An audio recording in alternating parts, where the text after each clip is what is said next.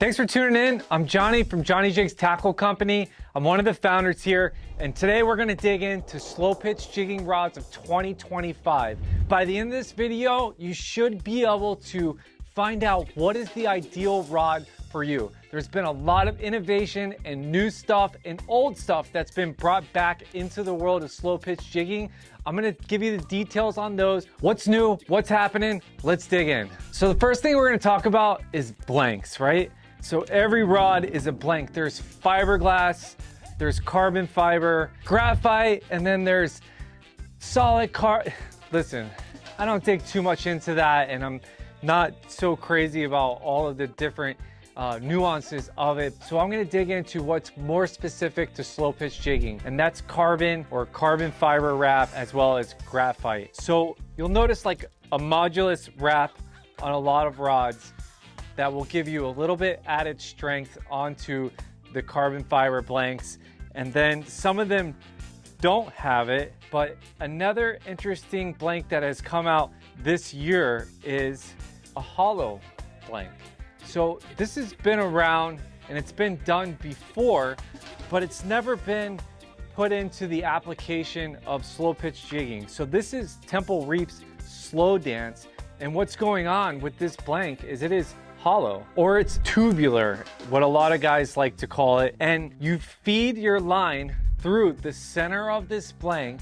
And why would you want to do that is a big question, because what's going to happen is if the wind blows your line over top of the rod blank, there is absolutely no guides to foul up your line. The line just slides right off the top and you can continue jigging. Big kudos to Temple Reef for coming out with something really innovative and new. So what you're gonna find in the carbon blanks that are hollow on the inside, this is a horse of a different color, but even these other blanks like the Saltiga and also the new Johnny Jigs Trinity, these are hollow on the inside. It's not for threading the line through. The hollow blanks are very sensitive and also have a spine on them, versus a solid carbon blank, which you're gonna find in like the Go Fish rods. And I think there's a few other that are using solid carbon. They're not as sensitive, they're a little bit heavier, and they don't have a spine. They tend to flop around. So my preference is gonna be a hollow carbon blank.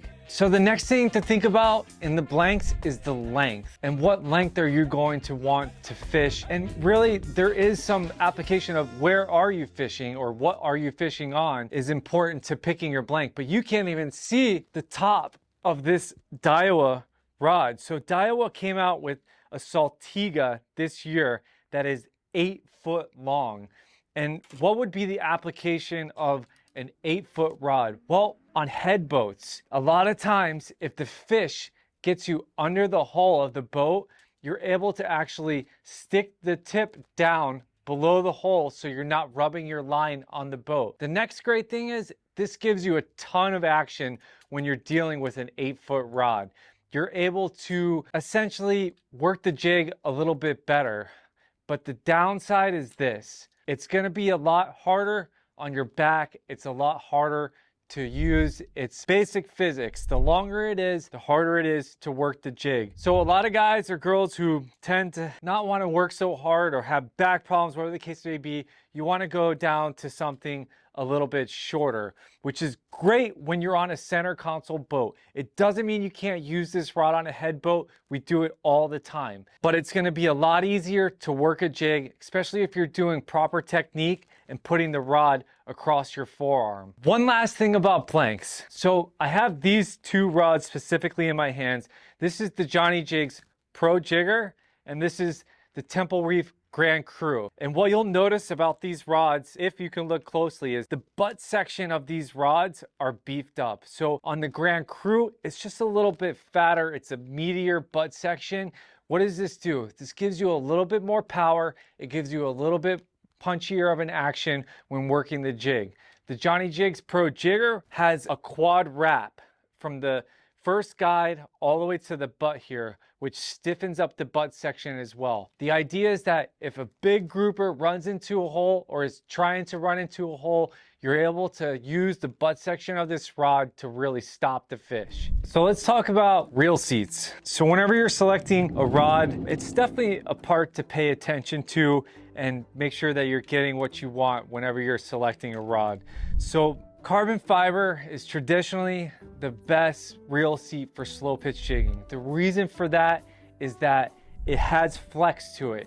These rods are super parabolic. They bend from the tip to the butt, and you want to be able to have some sort of flex in the reel seat. But you will find a horse of a different color, and that's in the Johnny Jigs Pro Jigger Plus with an aluminum reel seat. This actually has a special engineered arbor inside that allows flex through the aluminum reel seat. So if you're going to have a custom rod builder build you a slow pitch jigging rod, you may want to pump the brakes on doing an aluminum reel seat. This has something very particular in it to make sure that it works correctly. Not a lot of guys have this engineered part. We're probably one of the first guys to actually put this gasket inside of the reel seat. So another thing to pay attention to whenever you're picking out your rod is the trigger, right? So you'll notice that this trigger is a lot smaller than this trigger here. And this one here is made to fit in between your pinky and your ring finger, like that. And it's the same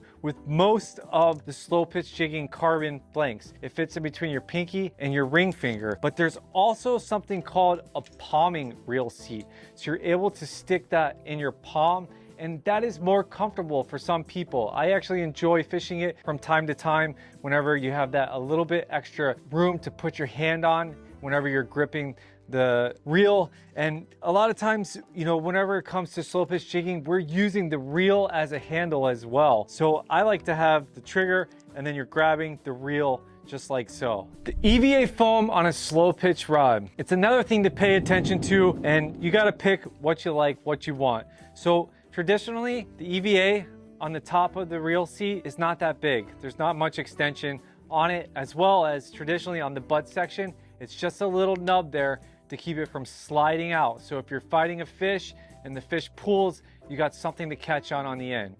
The downside of having this is that whenever you put it in the rod holder, it's now rattling around the rod holder, and I can't tell you how many guys that I know of that have had fractures right here, didn't know that it was fractured. They're riding along, and next thing you know, the whole outfit falls over the side of the boat or into the boat. But what this does add is a level of sensitivity. So as you're jigging and you're putting your forearm directly onto the blank, and you're getting a sensitivity like you wouldn't have if you had EVA foam in between. The other option is this. On the butt section, you could have that EVA foam come up just far enough to where it actually will not rattle around in the rod holder. And then the next thing is it adds a little bit of stickiness as you're jigging to where it's not sliding off your arm as bad. And as you get more adept and jig more, you'll find yourself jigging, you get sweaty, and then all of a sudden that thing slips as you're jigging and pops you under your arm. And after doing it about 10 or 20 times, it gets pretty annoying. So we opted on the Johnny Jigs Pro Jigger to extend that EVA out, as well as we didn't want the rod spinning around when sitting in the rod holder, so we put a gimbal on the end so it won't spin around. You won't find a gimbal on too many slow pitch jigging rods, but here at Johnny Jigs, it's something that we like, as well as assist hook keeper. It's not something you'll find too often, but we prefer to have the assist hook keeper. That way you're not putting your hooks into your guides. This is something that I could spend hours on because there's so many different nuances about guides, but I will tell you what is pretty traditional, or what you'll see most of here in the States, as well as overseas in places like Australia, the Philippines, and things like that. There is a straight guide system. So this is what a lot of the purist anglers would like on a slow pitch rod. And what that means is that the guides are directly on top of the rod blank, straight guide system. The next one is an acid wrap. So basically the guides just spiral around the rod. So one thing about the acid wrap is a lot of guys will say that, well, depending if I'm left-handed or right-handed, when I reel, the wrap should go one way or the other. And what I have learned from rod engineers as well as avid anglers, rod builders, is that the amount of difference that it makes is so negligible that it doesn't really matter. Next thing is the neutral guide system. So the first guide on a neutral guide system will be directly on top, lining up with the reel seat. The second guide will kick over just a little bit, and then the guides roll to the left around the rod. Why is this guide a little bit off? It assists in level lining. So in other words, by that guide being kicked this way, it actually pushes your line more towards the center of the reel seat, helping the line to actually stack up properly onto the reel. Now let's talk about guide structure. A majority of the guides are stainless steel. Then you have titanium, a little more expensive. And then here's something new that Daiwa has come up with. It's the AGS, the Air Guide System. These guides are carbon fiber. So what's the difference between them? Carbon fiber does not rust. It's not going to rust. It makes your outfit lighter.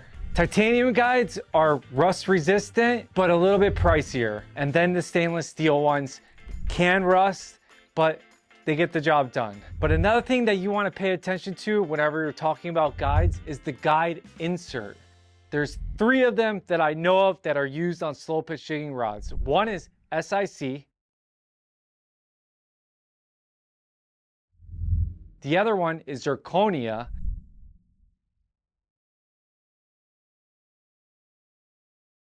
And the other one is torzite.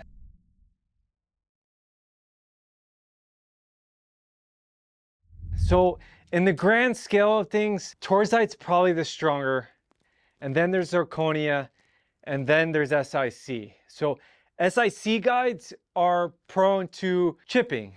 And if you have a chip in your guide and your line's going through the guides, well, what's gonna happen?